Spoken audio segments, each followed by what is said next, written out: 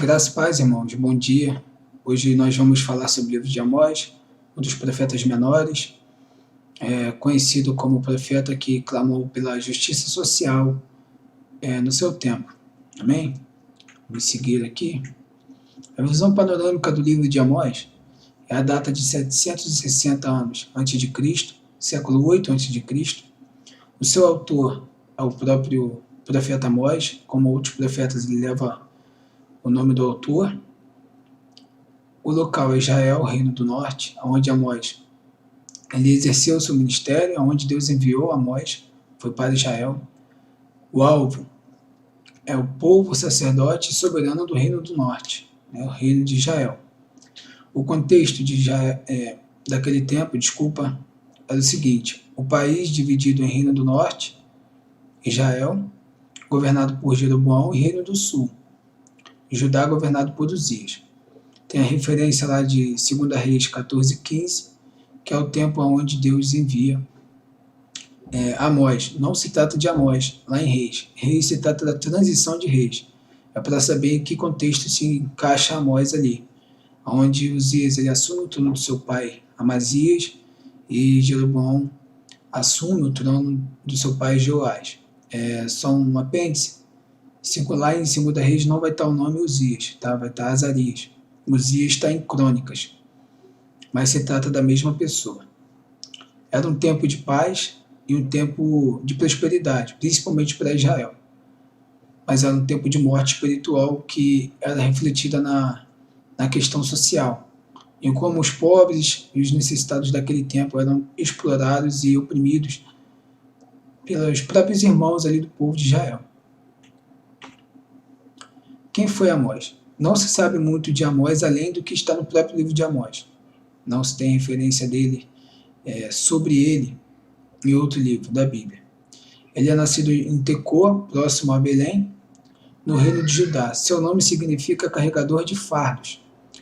Era um pastor de ovelhas e colhedor de sicômoros. Era um homem de negócios, no ramo de lã de ovelhas. Não era profeta e nem discípulo de profeta. Foi levantado por Deus para profetizar contra os pecados e injustiças sociais de Israel. Então Amós ele era um homem comum. Ele era um homem comum lá de Judá, um pastor que trabalhava e vivia sua vida rotineira. E Deus foi e o levantou e o mandou para Israel, e ele foi. Nós vemos aqui no mapa, Tecoa se encontra nessa região aqui em vermelho, onde Amós nasceu e viveu e foi enviado para Betel, lá no reino de Israel, onde ele começou a exercer o seu ministério. Temos aqui o esboço do livro de Amós. Os 2 primeiros capítulos falam da profecia, as nações em volta do povo de Deus, e inclusive o povo de Deus aqui, Judá e Israel. Vejamos aqui essas nações em volta. Tem aqui a Filistia, Edom, Moabe, Amon, a Síria, Tiro está aqui, todos estão ali. Todas essas nações, do qual Deus também usou Amós para confrontar o pecado dessas nações. Temos no meio do livro os sermões, que é para Israel, e também tem um pequeno texto que fala das mulheres de Samaria, da opressão que elas também faziam com os pobres. E as visões no final do livro, a visão do gafanhoto, a visão do fogo, a visão do prumo, a visão do cesto de frutos e a visão do Senhor. Não posso mais ignorar o que fazem.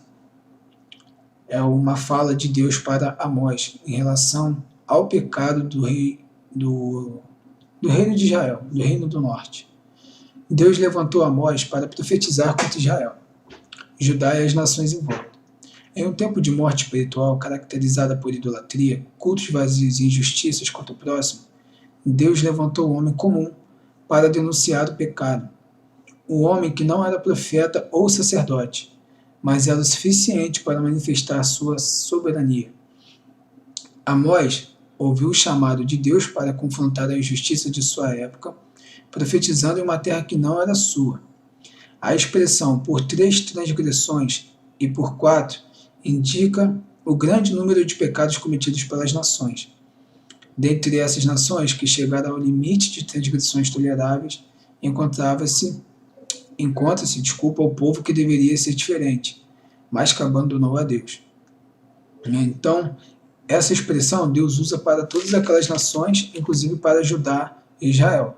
Eu vou citar aqui, por exemplo, Amon, os filhos de Amon. Deus diz o seguinte: por 3 transgressões dos filhos de Amon, sim, por causa de 4, não suspenderei o castigo. Então, essa expressão, por 3 transgressões, sim, por causa de 4, não suspenderei o castigo, Deus diz isso para todas aquelas nações, inclusive para Judá e para Israel, que demonstra o quê? O grande número de pecados naquele tempo, não só do povo de Deus, como das nações em volta. Então, por isso eu botei esse título, não posso mais ignorar o que fazem, porque é a postura que Deus tem ao levantar Amós. Porque ele não consegue mais ignorar o que ele está vendo no seu povo e nas nações ao redor.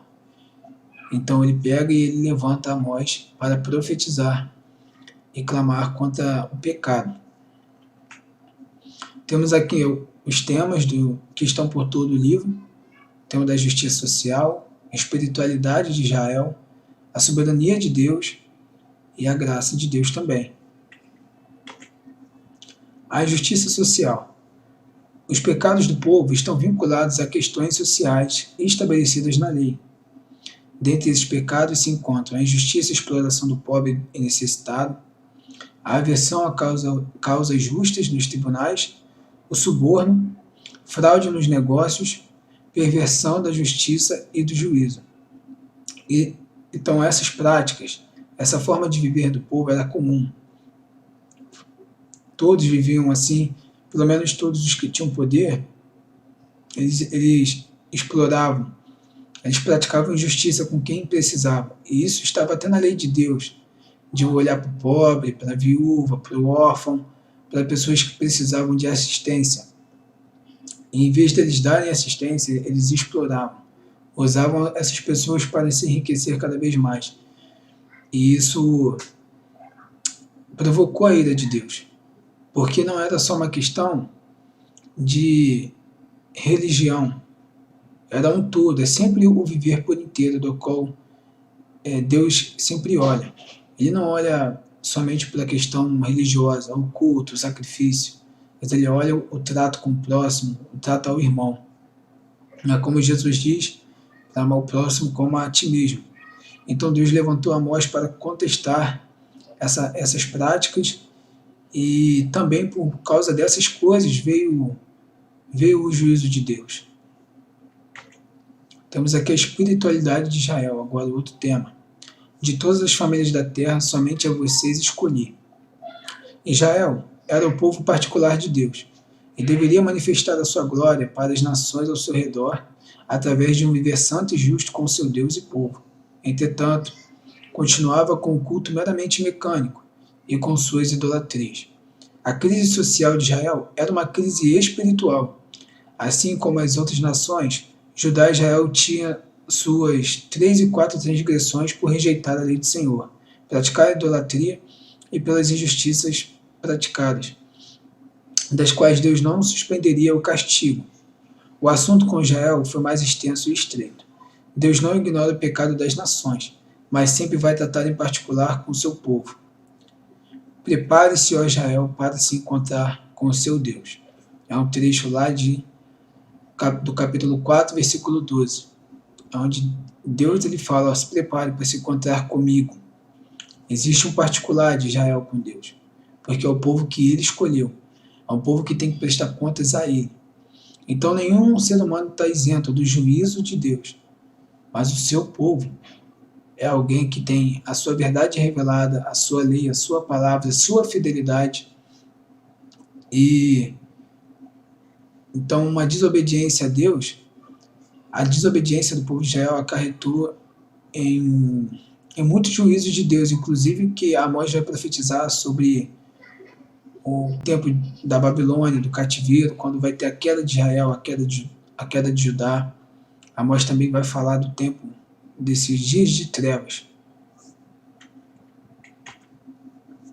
Aqui outro tópico é a soberania divina. Em todo o livro, Deus manifesta sua soberania. São várias as atribuições que Deus estabelece sua grandeza e poder. Temos aqui Deus como juiz, quando ele diz que ele não vai suspender o castigo. Deus como criador, ele quando diz para Israel prepara para encontrar com o seu Deus, ele diz o seguinte, por exemplo, lá em Amós 4:13, ele diz, porque é ele quem forma os montes, cria o vento, e declara aos seres humanos qual é o seu pensamento. Ele faz da manhã trevas, e anda sobre os altos da terra. Senhor, Deus dos exércitos é o seu nome. Se mostra como Deus Criador. Se mostra também como libertador, libertador do povo. Ele diz lá, sobre o povo de Israel, quando ele está confrontando Israel, ele diz que é ele que livrou Israel. Ele que destruiu os amorreus diante de Israel. Ele que livrou Israel do Egito. Ele se mostra como libertador de Israel, também como soberano. Alguém que não vai, do qual ninguém consegue fugir dele, escapar do juízo dele, e também como Senhor, Senhor dos exércitos. E temos aqui também a graça. A graça de Deus também é algo que vemos no livro de Amós. Por mais que seja um livro onde Amós ele denuncia o pecado e também fala de juízo e punição, nós vemos a graça de Deus. Deus sempre, em sua justiça, chama o seu povo ao arrependimento por meio de sua graça. Temos aqui um trecho que se repete 5 vezes, lá no capítulo 4, que é o seguinte texto, mas vocês não se converterão a mim. Mais uma vez, Deus está questionando o povo de Israel, e ele fala de uma série de disciplinas que ele estabeleceu para o povo, mas o povo não se converteu a ele. Porque ele disciplinou para salvar, ele disciplinou para que pudessem se converter. E isso é graça. Deus entra em juízo com o seu povo, não para matar o povo, mas para salvar o povo. E também temos essa passagem aqui, no capítulo 5. Pois assim diz o Senhor à casa de Israel, busquem a mim e vocês viverão. Porém não busquem Betel, nem venham a Gilgal, nem passem a Berseba, porque Gilgal certamente será levada cativa, e Betel será reduzida a nada. Busquem o Senhor e vocês viverão. Do contrário, ele romperá na casa de José como um fogo que a consome, e não haverá em Betel quem consiga apagá-lo. Nós estamos vendo juízo, também aí. Mas olha agora em negrito. Vocês que transformam o juízo em veneno e lançam por terra a justiça, busquem aquele que fez o 7 estrelo e o Órion, aquele que torna as densas trevas em manhã e muda o dia em noite, aquele que chama as águas do mar e as derrama sobre a terra. Senhor é o seu nome. É ele que faz vir súbita destruição sobre o forte e ruína contra a fortaleza. Aonde está a graça? A graça está que Deus fala para eles, vocês são um povo que transformam o juízo em veneno e lançam por terra a justiça. Mas ele pega e diz, busquem aquele que fez o 7 estrelo e o Órion, ou seja, um Deus que cria, aquele que torna as densas trevas em manhã e muda o dia em noite. Então é um Deus que cria e um Deus que transforma. E junto com o juiz, ele também diz que ele cria e transforma. Então ele pode criar e transformar Israel num povo santo. No nosso caso, hoje nós entendemos como uma nova criatura. Deus pode fazer nascer algo novo em nós, nos transformar e criar algo a partir do seu espírito. Se ele fez o 7 estrelas, se ele fez o Órion, que são lá constelações, se ele torna as densas trevas de manhã, ele também pode perdoar os nossos pecados e também nos transformar. Amém? E nós temos aqui as visões que o profeta Amós teve. Na mensagem profética de Amós, Deus concede ao profeta 5 visões que expressam o caráter do seu julgamento sobre Israel, por meio de analogias. Então, a primeira analogia é a da visão do gafanhoto, e expressa ali a misericórdia de Deus, porque o gafanhoto ele vem e ele ia devorar tudo, né? E o profeta Amós ele fala: Senhor, perdoa porque Jacó é pequeno. E Deus fala assim: ó, isso não vai acontecer. E a mesma coisa na visão do fogo. Diz aqui no versículo de 4 a 6: Depois o Senhor Deus me mostrou o seguinte: Eis que o Senhor Deus chamou o fogo para exercer a sua justiça. Este fogo consumiu o grande abismo e começava a devorar a terra. Então eu disse: Senhor Deus, para, por favor. Como poderá Jacó sobreviver? Pois ele é pequeno. E o Senhor mudou de ideia em relação a isso e falou: também isso não vai acontecer. Então Deus teve misericórdia de dois tipos de juízos através dessas visões para Amós.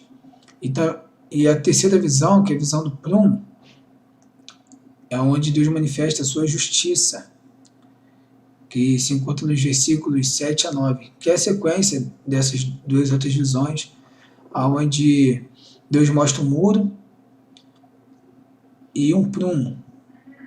Aí ele pergunta a Amós o que Amós está vendo, ele diz que vê um prumo. Aí Deus diz o seguinte: eis que eu porei o prumo no meio do meu povo de Israel, não posso mais ignorar o que fazem. Então, ele vai ali com o prumo ver, analisar o povo de Israel. E foi dessa frase até que eu botei como título daquela outra página sobre que Deus não podia mais ignorar os pecados. Então ali tem a justiça de Deus, porque Deus está o quê? Medindo a justiça. Ele não encontra justiça no povo de Israel através do prumo. E nós temos aqui também a iminência na quarta visão da cesta de frutos, né, que quer dizer que o seguinte: Deus pergunta a Amós o que ele está vendo. Amós responde que viu um cesto de frutos. E o Senhor diz: chegou o fim. Chegou o fim para o meu povo. Não posso mais ignorar o que fazem. Aqui também, uma nota da Bíblia diz que em hebraico só é parecido com a palavra que significa frutos do verão. Que quer dizer que o fruto quer dizer que já passou o tempo, de amadurecimento, aquela coisa toda, e já está no fruto, está na hora da colheita. Então, mas nesse caso, fruto do pecado. Então Deus não podia mais ignorar o povo.